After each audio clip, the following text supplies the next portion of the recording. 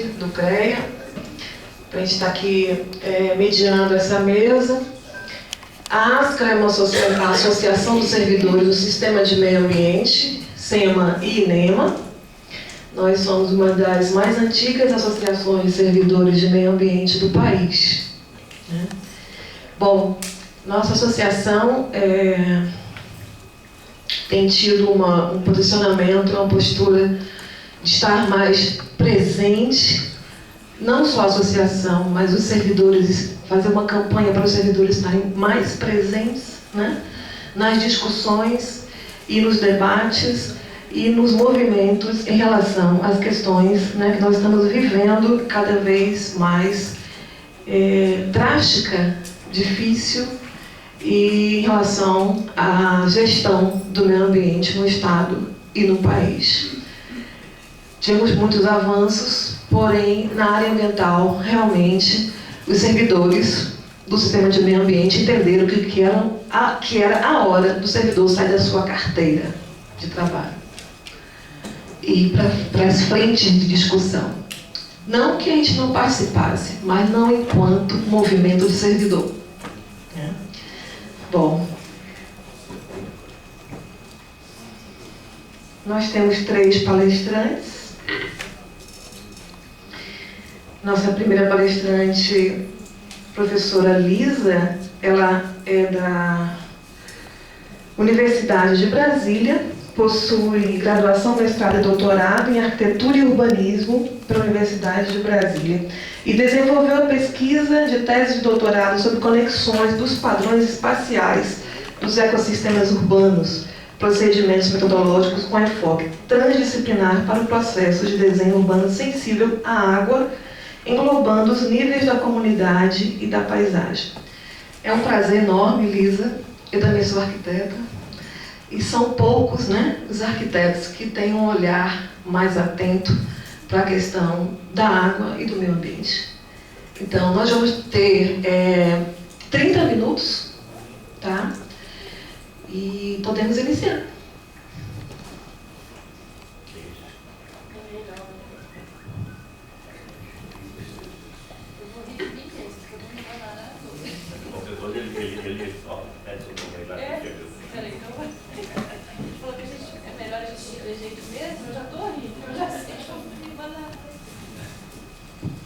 Tá certo.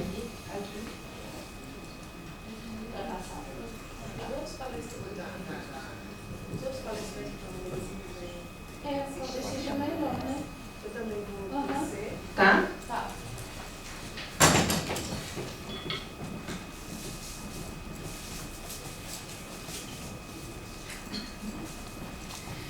Bom, vocês me avisam quando estiver faltando uns 10 minutos, por favor? Eu tinha programado para 40, então, gente, vou ter que correr um pouco. Eu sou Lisa, da Universidade de Brasília. Na verdade, minha graduação foi na UFMG.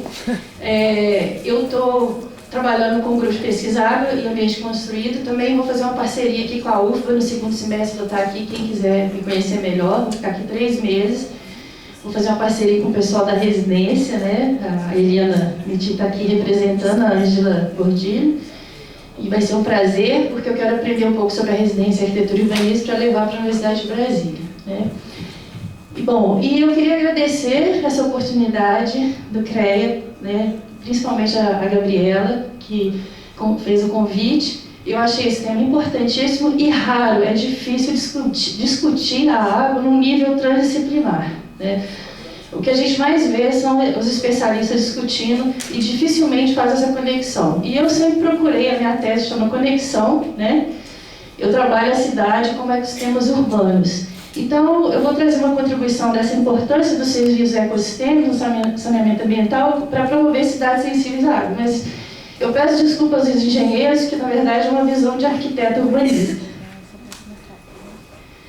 Então, eu vou falar da relação dos serviços ecossistêmicos no saneamento, da sinergia entre as agendas verde e marrom e a nova ecologia da cidade. O primeiro slide que eu quis trazer é uma homenagem aos índios que estão lá em Brasília lutando pela demarcação de terras, mas para mim é muito significativo o que eles pensam sobre o rio. O rio é um ser vivo ou não? O índio fala, é claro que sim, o branco fala, é claro que não. Então é para a gente refletir até o final, né, da minha exposição, né, como que a gente trata diferente.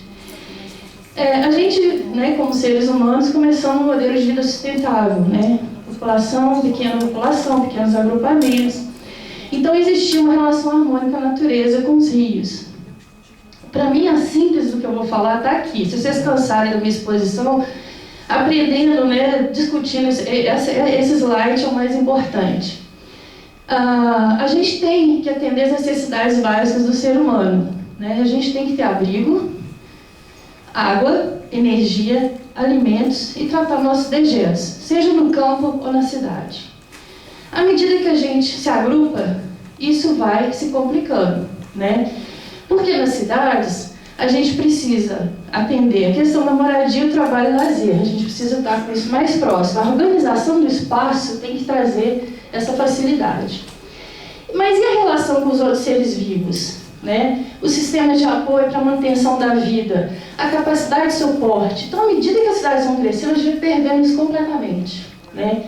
A relação com os ecossistemas e os processos biogeoquímicos, a gente não percebe, né? A gente não tem noção do que seja uma bacia hidrográfica, o ciclo da água vai se perdendo, o ciclo de nitrogênio, então a gente vai perdendo.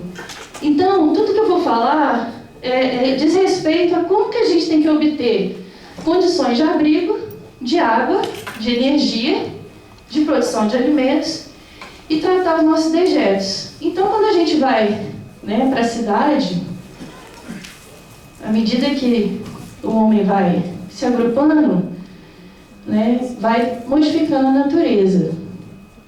E aí a gente vai se perdendo. Essas relações passam imperceptíveis.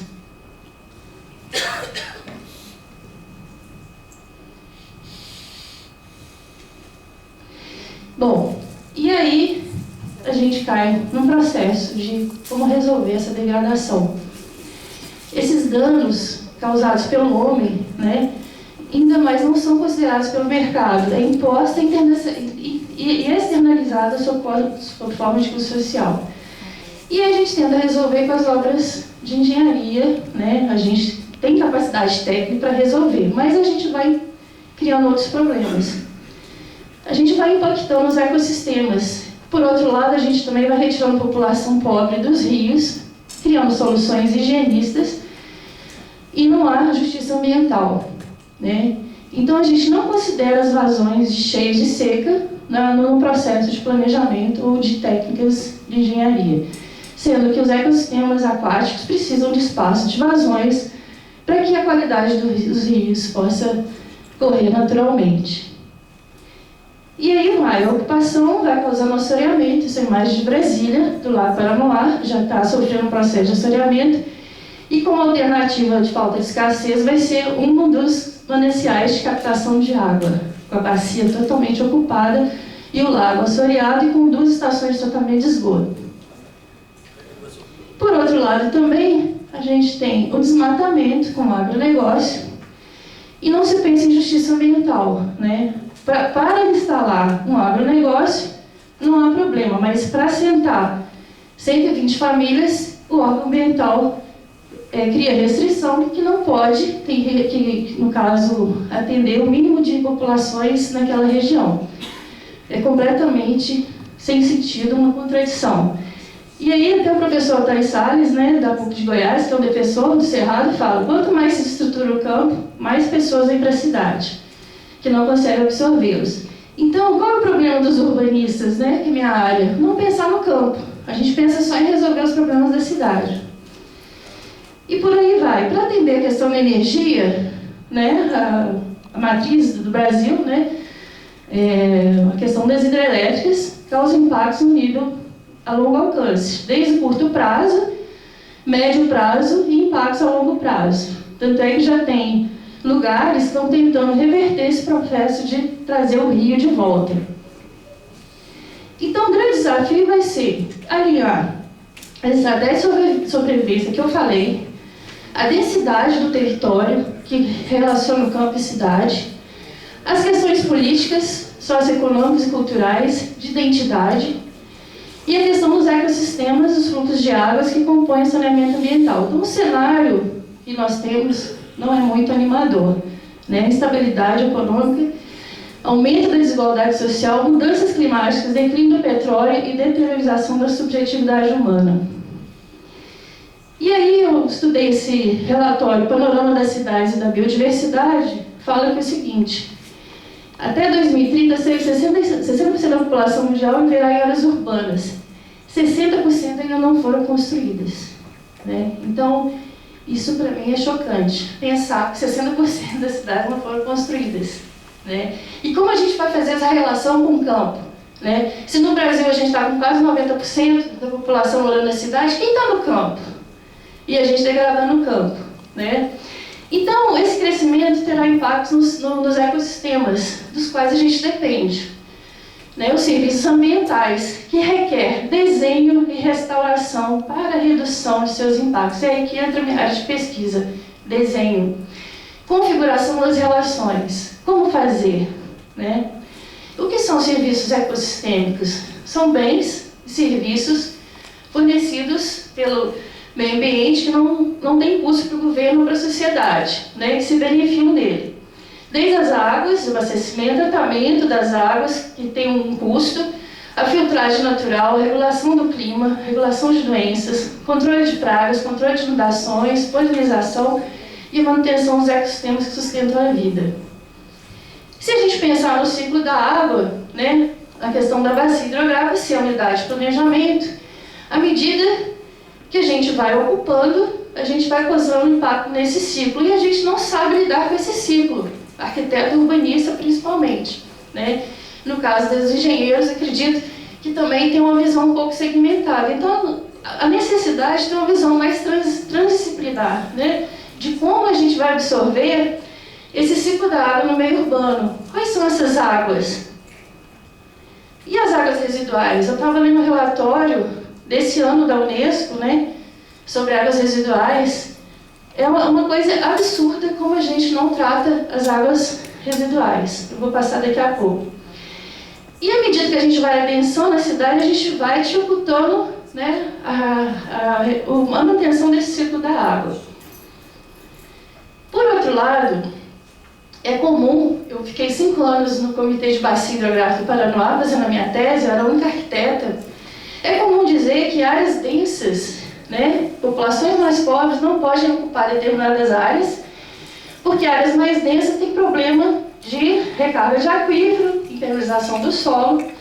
Mas eu fiz uma comparação que eu chamo de padrões espaciais entre as áreas mais ricas, Lago Sul, e a Candangolândia, que é a área mais pobre, né? A gente tem a área impermeabilizada maior nas áreas mais pobres, mas o consumo é muito menor. Então, como lidar com essa complexidade? Se eu tenho uma área densa e um consumo mais baixo. Se eu tenho uma área rica, né, menos densa e um consumo muito maior. Chega lá no Sul, 681 litros por pessoa dia, né? É aquela questão de exclusão social. A questão da drenagem mal resolvida no Brasil, né? Todos os rios nossos foram canalizados. Ao invés de deixar as várzeas, né, a gente ocupou. E aí o saneamento. O que seria o saneamento para vocês que estão na área? Não precisa nem dizer. Mas seria o controle de investimentos públicos em políticas de controle ambiental, né? Seria controle dos fatores ambientais, poluição do ar, do solo, sonora, visual, ocupação desordenada do solo e a questão de lidar com os esgotos a céu aberto e enchentes. Só que nós temos um problema. O Brasil, né, hoje, segundo o Sistema Nacional de Informações, nós temos apenas 50% dos brasileiros que utilizam medidas alternativas de lidar com dejetos. Como resolver esse problema? Olha o custo. A gente vai precisar, em 20 anos, 537 bilhões. Será que não tem alternativa para isso? Tem que ser dessa forma, né? E a redução de custos de 7,3 bilhões na área de saúde, né, de acordo com se a gente conseguir resolver. Né? Se a gente resolve o problema de saneamento, a gente resolve também o problema de saúde. Segundo a Organização Mundial da Saúde, né, e $1 investido, são economizados 4,3 dólares. Então, assim, o investimento em infraestrutura no Brasil, na América Latina, é muito pouco comparado ao PIB. Né? A gente tem que melhorar muito isso. E a questão das águas residuais que eu falei, né? Mais de 80% das águas residuais do mundo são liberadas para o ambiente sem tratamento. É que eu estava até conversando com o professor Apolo, né? A gente ainda não está olhando para a questão das águas residuais, porque a gente está só poluindo, né? Então, como fazer para incorporar isso? As áreas de saúde, né? Seja a visão ecossistêmica da saúde, né, professor? Tem que estar junto da área de planejamento, né? Não é mais aquela visão higienista, é a visão ecossistêmica que a gente vai falar, né? Então, a gente não está vendo a economia circular que isso pode gerar, né? Os dados são alarmantes sobre a questão. Então, eu venho estudando esse conflito entre a agenda verde e a agenda marrom, entre os profissionais que trabalham a defesa do meio ambiente e aqueles que precisam ocupar o território, né? Aqueles que desenham o território, planejam o território. Até quando a gente vai ficar separando isso nas políticas públicas? Foi aí que eu comecei a estudar a aproximação ecológica das partes de arquitetura, urbanismo e engenharia para inserção dentro da agenda marrom, né? E a necessidade de aproximação urbanística por parte dos cientistas ambientais, que também não absorvem aquilo que é do homem, né? As necessidades. Então, para quem se interessar, eu tenho, né, um capítulo publicado no livro de reabilitação ambiental do nosso curso da UNB, sobre a visão ecossistema das cidades. A gente tem que resolver os aspectos ao mesmo tempo, desde a drenagem, saneamento, ocupação, moradia, né, economicamente viável, né? A gente vai densar uma área para liberar outra, revitalizar áreas, regenerar áreas.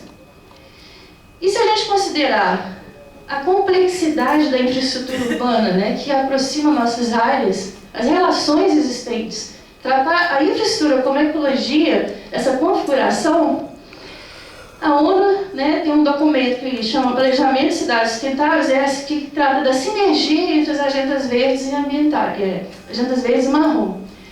Então a gente tem que considerar os serviços ecossistêmicos de um lado, que nos dão base de sustentação, que oferecem espaços abertos das cidades, sistemas hídricos, né, o clima e outros serviços ecológicos, como serviços agriculturas e de silvicultura.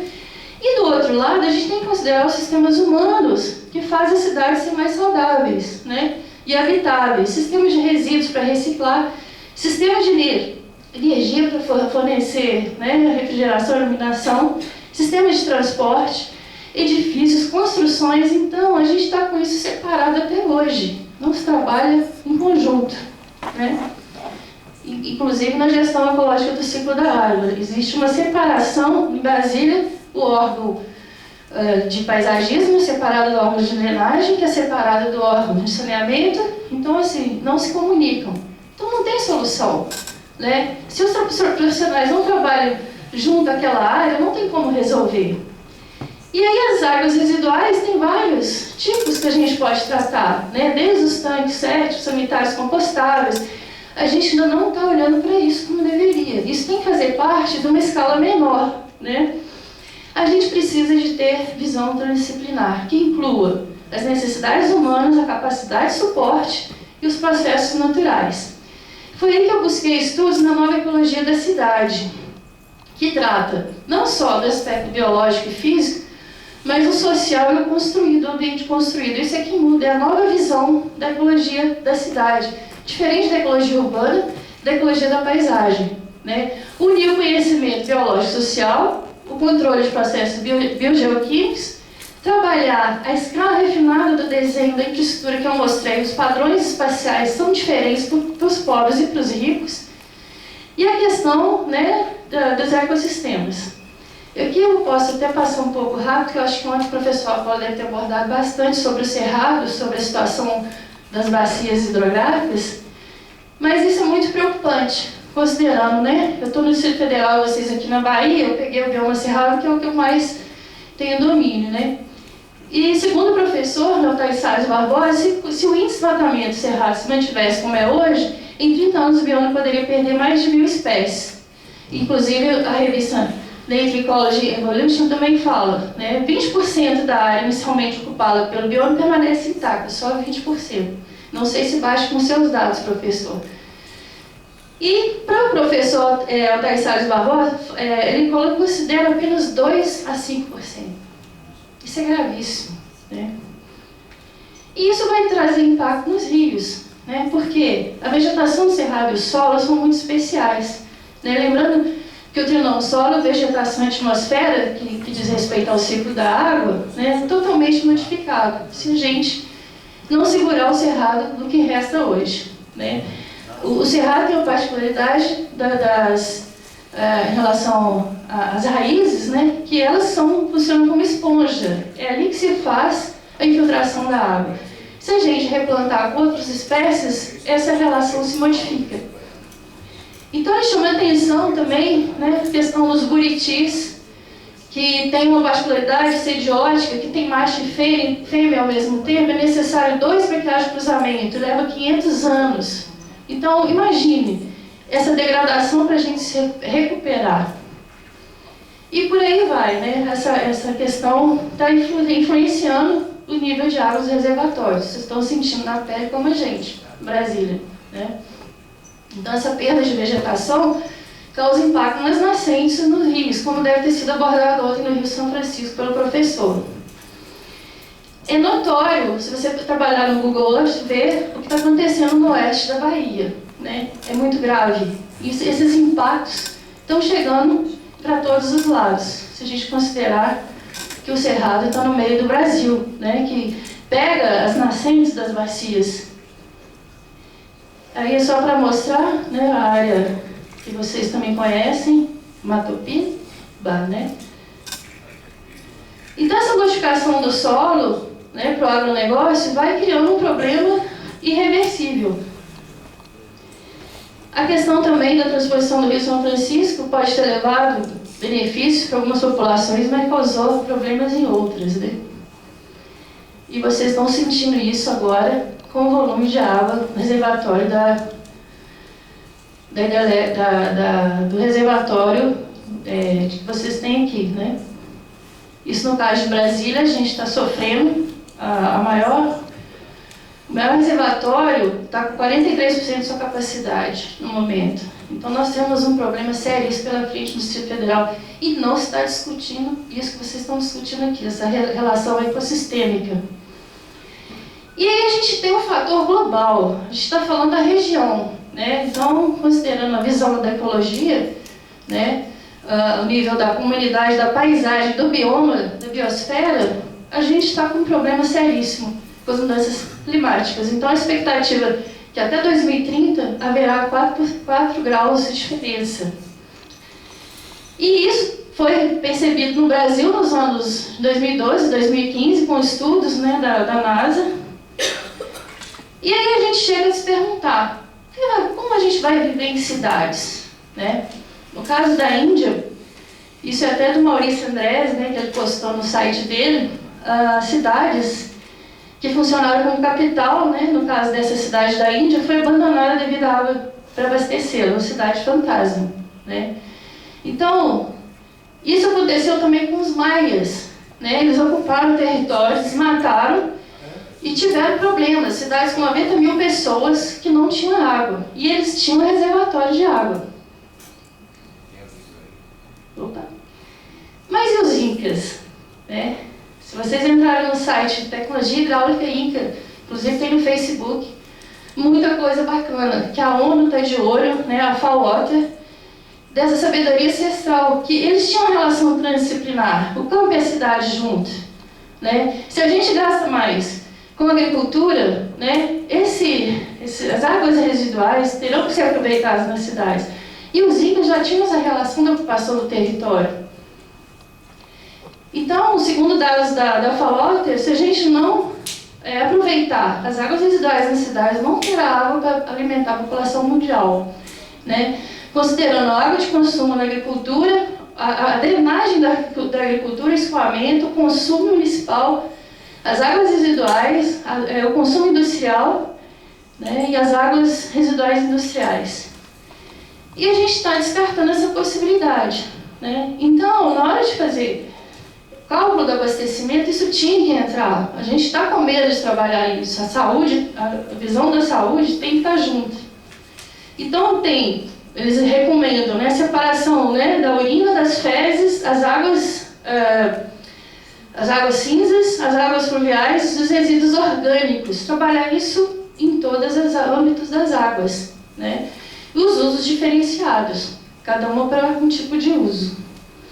E aí que eu comecei a estudar as cidades sensíveis à água, né? Existe um paradoxo, um conflito entre a cidade compacta e a cidade verde. Não sei se vocês já ouviram falar que a cidade sustentável seria a cidade compacta. É o discurso maior do planejamento urbano. Mas depende, né? A visão tradicional é, ora você vai tender para um lado, ora você vai tender para o outro. Não existe maniqueísmo, né, professor Apolo? Né? Ora você tem que pensar que é melhor adensar uma região, ora você tem que pensar que a cidade tem que ser menos adensada naquela região de mananciais mais sensíveis, né? Então, como conciliar? Porque para o transporte, para a mobilidade, a cidade compacta funciona muito melhor, né? Então, esse é o desafio. E segundo estudos da EPA, que está sendo desmontada, que a Agência de Proteção Ambiental Americana está sendo desmontada pelo governo Trump, né? Desde a década de 70 que ela existe, com estudos preciosos para a nossa área. Eles fizeram estudos de ocupação, né? Se a gente pegar uma densidade muito baixa, né? Eles fizeram a comparação de uma habitação por acre com uma ocupação de 8 habitações por acre e chegaram à conclusão que o escoamento superficial, né, no caso das áreas mais densas, diminui, mesmo que a taxa de impermeabilização seja maior, porque causa distorções na bacia como um todo. Então, nós não estamos sabendo lidar com essa capacidade de, ora ser mais compacta, ora ser mais... E aí? Fazer o quê? Minimizar o impacto do solo na superfície, né, impermeável, com crescimento inteligente. Ah, obrigada. Acho que eu estou correndo tanto. Não, respira. Pega uma aguinha. Tome um gole de água. Fala que eu tinha 30 minutos aqui. Se me apressar, é aí Pois é, então vamos calmar. esse homem me salvou. Eu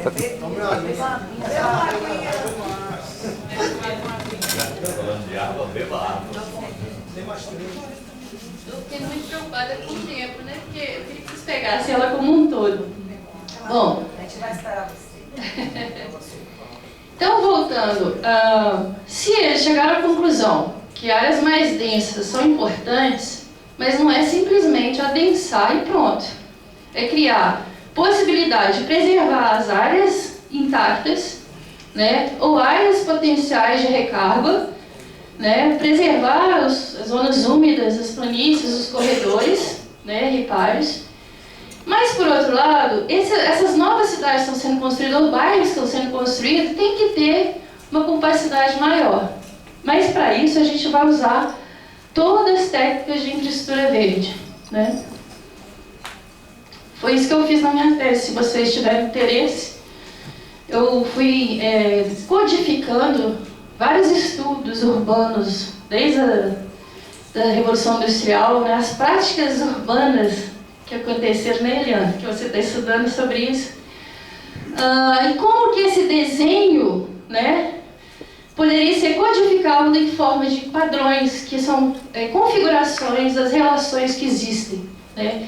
Porque no âmbito do planejamento urbano é muito difícil ter estudos nessa área de morfologia, de configuração, que é a nossa área da comunidade, do bairro, né? Então eu fui mapeando o que seria bom para a comunidade, né? A forma que a cidade se desenvolvesse e o que seria bom para os ecossistemas. Como a gente faria essa junção no urbanismo ecológico? Né? Então, a gente teria áreas de centralidade para favorecer o transporte público, mas também teria áreas de recarga, áreas de jardim de chuva, né? Áreas de infraestrutura verde. E aí eu fui codificando também o que seria bom para os fluxos da água. Então, não só dos ecossistemas, mas dos processos biogeoquímicos. E aí foi que eu estudei os manuais australianos, né, sobre cidades sensíveis à água. O que eles dizem? Que primeiro, para pensar a água, você tem que ter uma ocupação ecologicamente sustentável e trabalhar as águas sensíveis, né? Então, na ocupação ecologicamente sustentável, você tem que alinhar o uso do solo, transporte, energia, o desenho, a configuração, a população e resíduos. Observem que os dois relatórios que eu estudei, australianos e dos Estados Unidos, falam da escala do desenho urbano, não do planejamento apenas, né? Então, trabalhar as águas sensíveis, que são água potável, as águas servidas e a água da chuva, junto com a morfologia. Então, desenhar a cidade, né, é importante para a água. E também, um relatório que eu estudei da Unesco de 2008 fala que se as áreas de arquitetura não entrarem junto com as engenharias, não vão poder ajudar nessa questão da água. Porque passa, por um primeiro momento, pela concepção das áreas de arquitetura e urbanismo. Então, o que eles também consideram? Que a abordagem tradicional de uma entrada e uma saída não é o suficiente, né? Você tem um único tratamento na saída, fácil de manter, mas necessita de tratamento de volumes muito grandes. Eu não sei aqui com vocês, a gente fez uma pesquisa, acompanhou outras pesquisas, porque na verdade eu faço conexão, né? Talvez tenha menos valor a minha pesquisa, porque eu fico juntando vários conhecimentos, né?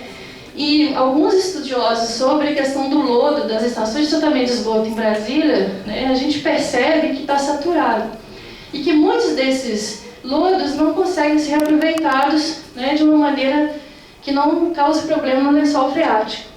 Então, se a gente considerar que isso vai continuar, a gente vai ter problema também. Por isso que eles recomendam a abordagem distribuída. E aí a gente vai conversar isso, né, com os engenheiros que estão lá nas concessionárias, eles não aceitam, né, porque tem que descentralizar, né, trabalhar no nível do bairro, das casas, e não só uma entrada e uma saída. Então isso é que muda na cidade sensível à água, né? Então tem que considerar diferentes técnicas de tratamento, que foi o que eu já falei, de menores proporções, instaladas ao longo da bacia. Variedade de tipo de estrutura de tratamento, todos os locais da cidade, incluindo os edifícios, né, estradas, caminhos e espaços abertos. Pode contribuir para a questão do ciclo da água. Desde o desenho da rua, né, para diminuir a velocidade, para você não ter que usar galerias, trabalhar com a drenagem natural, o desenho da via é importante, né? Então, nos casos de cidades mais densas, que tem um grid, né, uma malha quadricular, ela ocupa muito mais áreas de vias. Se você vai mudando a configuração, você diminui as áreas de vias, né, que causa escoamento. Então, isso tudo tem que pensar. Eu gosto de trazer essa foto, que é lá em Portland, um condomínio, que mostra a diferença de uma rua que fizeram isso no condomínio. Como que muda. Você tem o paisagismo junto, né? É completamente diferente a qualidade de vida, né? E aí as várias técnicas vocês já devem conhecer, né? De infraestrutura verde, biorretenção, jardins de chuva, mas só é possível fazer isso se a comunidade estiver envolvida. Você não consegue fazer isso tão distante da população, uma coisa de cima para baixo. A população tem que participar, porque eles que vão cuidar da limpeza, né? Para não jogar lixo, porque não vai ter mais aquele escoamento de galerias, né? Pode estar ligado, né, à rede de drenagem, mas naquele lugar, naquele bairro, a intenção é que não tenha, né? Só em caso de muito volume, né? Isso trouxe até de exemplo de uma área que foi feita aqui no Brasil, pelo Raul Pereira, né, o paisagista em São Paulo, em Santo André, fizeram no bairro na Praça Maria Quitéria, um tipo, né, de drenagem natural. Aí entra a área da saúde, porque nós somos clima tropical. Como trabalhar essa questão com as doenças de veiculação hídrica, né? Se a gente precisa deixar áreas de drenagem natural, então a gente tem que ter peixes, plantas que vão, né? Então precisamos trabalhar junto, né? E aí outra coisa que eu estudei é o transepto da ecologia, que liga as áreas naturais, que é um corte, um perfil das áreas naturais até as áreas mais densas. Obrigada. Eu parei de correr, né, agora. Então, aí entra também o urbanismo agrário, a relação cidade-campo, né? você trabalhar as várias estratégias de sobrevivência para a produção de alimentos, para o ciclo da água, né, em várias escalas. Você trabalhar isso desde as áreas mais densas às áreas menos densas, chegar ao campo. Né? O campo também precisa desse conhecimento. Né? Então eu estou desenvolvendo um manual de desenho com a água, que a gente deve lançar o ano que vem no Fórum Mundial das Águas, vai acontecer em Brasília, não sei se vocês estão sabendo. Né?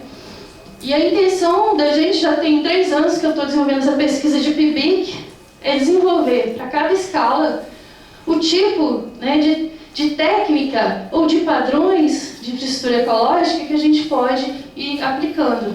Né? Então, estou correndo com isso para ver se a gente consegue.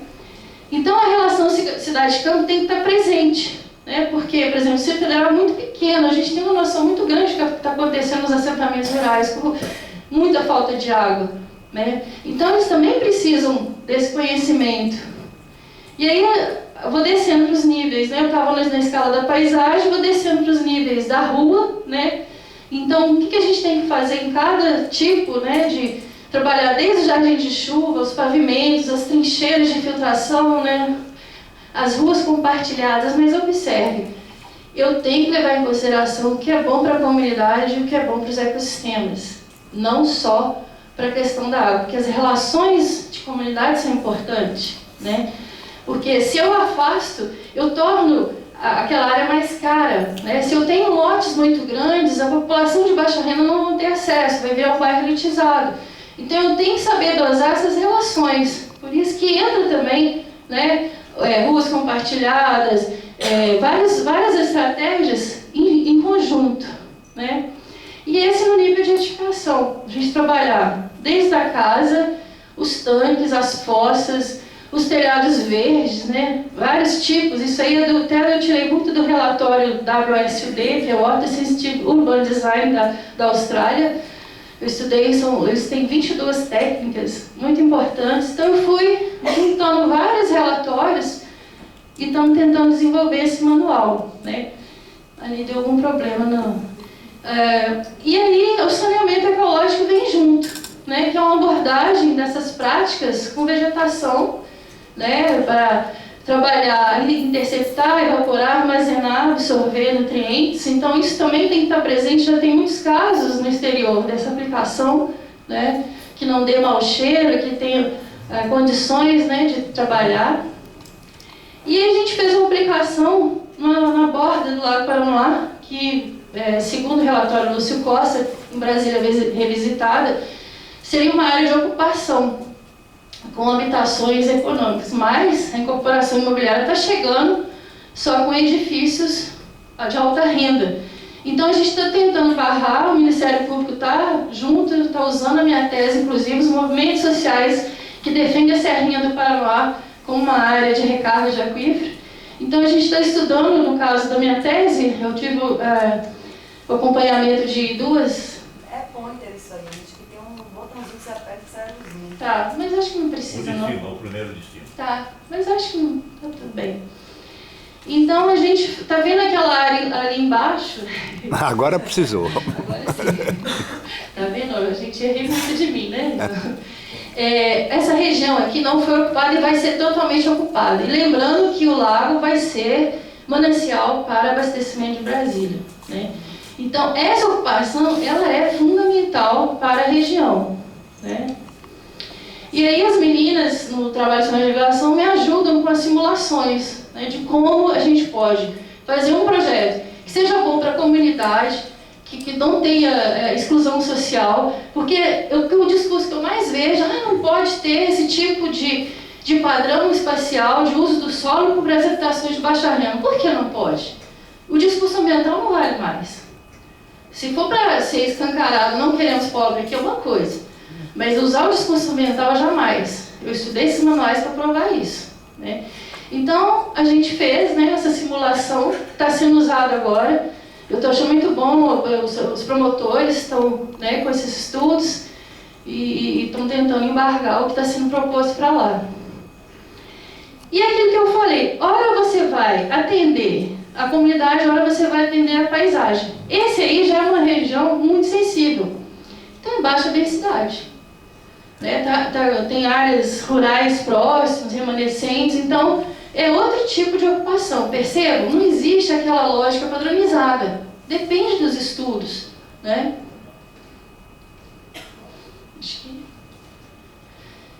Acho que eu acabei. Pois antes de terminar, eu queria falar o seguinte. A água, desde que eu venho estudando, para mim veio para mostrar, que eu estava falando com as pessoas aqui antes, que a gente precisa um dos outros. A gente tem que sair do ego, a gente tem que ouvir as pessoas, a gente tem que trocar informações. Eu estou aqui dando um panorama de conexão, mas se você me perguntar com detalhes, eu não vou saber responder. Né? Porque tem domínio do engenheiro, tem domínio do médico, do pessoal da saúde. Então, o que eu estou trazendo aqui é essa nova maneira de olhar, de conectar e da gente ser humilde e saber que a gente depende um dos outros. Né? E aí eu quero dizer o seguinte, o Guimarães Rosa, né? Sobre as veredas que a gente está perdendo. E como cada vereda, quando beirávamos por céu resfriado, assinava para a gente um fino sossego sem notícia. Todo buritizal e florestal, ramagem e amar em água. A gente precisa amar a água. Esse é o recado que eu quero dar para vocês. Obrigada.